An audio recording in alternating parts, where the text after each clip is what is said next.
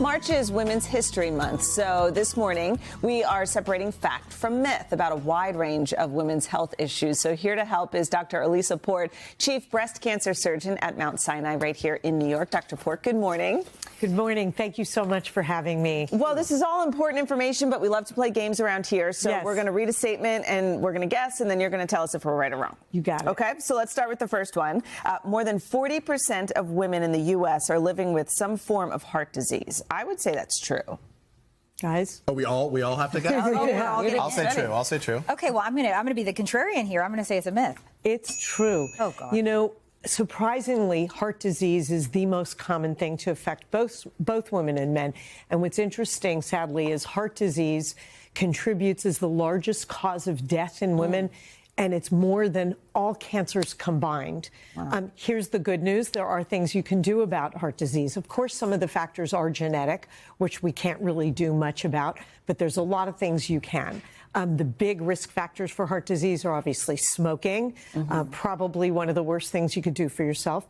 Also being overweight or obese. I know you guys were talking about the medications. Right. This is a new tool that we have to combat being overweight and obese, and it can also take away a lot of the other risk factors. You see high cholesterol, diabetes, things like that. Those all go with the weight factor, that if that's eliminated, some of those things go away. Okay.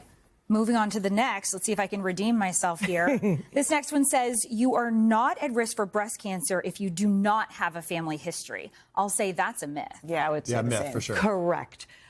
And one of the things that I'm always fond of getting out there in terms of the important information, 80 to 90% of women who get breast cancer have no family history. So they become their family history. And that's why you never miss an opportunity to say, you can't say, I can't tell you how many people come into my office and say, I didn't know I was at risk. I have no family history. That's why I didn't get a mammogram.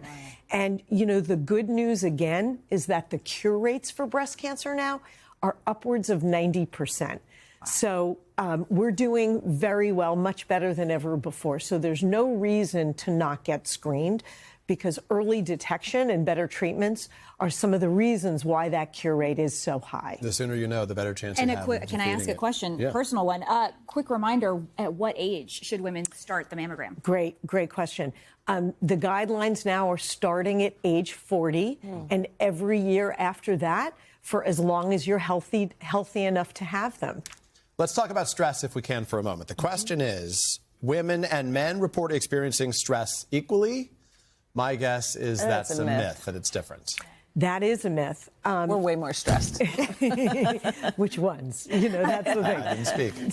So the issue is that men and women do report experiencing stress differently.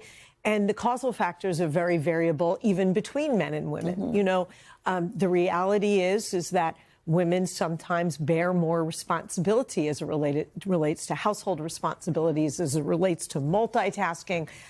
We are that sandwich generation now where a lot of women are often taking care of older parents and also still the children at home. So there's a lot on our plates, and the experience of stress can manifest itself, it's important to know, in a lot of these different ways you see here that aren't so obvious. Headaches, migraine, depression, heart problems. You know, we talked about heart disease before. Stress is one of the factors that can lead to heart disease. So we want to make sure that we're addressing all of those things. There are things people can do to deal with their stress and seek help. Right. I think we have time for one more. Menopause occurs when estrogen levels start to drop around age 50. I think that's also a myth. That's actually true. Okay.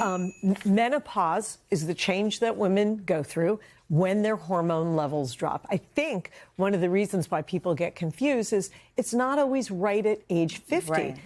It's important to recognize that people can experience menopausal symptoms as early as 45 and as late as 55. Some of the menopausal symptoms that women experience have to do with these hormonal changes, hot flashes, a lot of sleep disturbances and so forth. And again, we have so many tools that we can provide our female patients for dealing with these menopausal symptoms. I think it's important to know the definition of menopause is not having had a menstrual period for a full year. Yeah. Okay. So otherwise, it's called perimenopause, where you're kind of leading into that. All right. Well, Dr. Port, this was so helpful. Thank you. Thank you for having me. Hey, thanks for watching. And don't forget, you can catch the Today Show every morning on NBC or take Today when you're on the go. Just follow the Today podcast on Apple Podcasts, Spotify, or wherever you listen.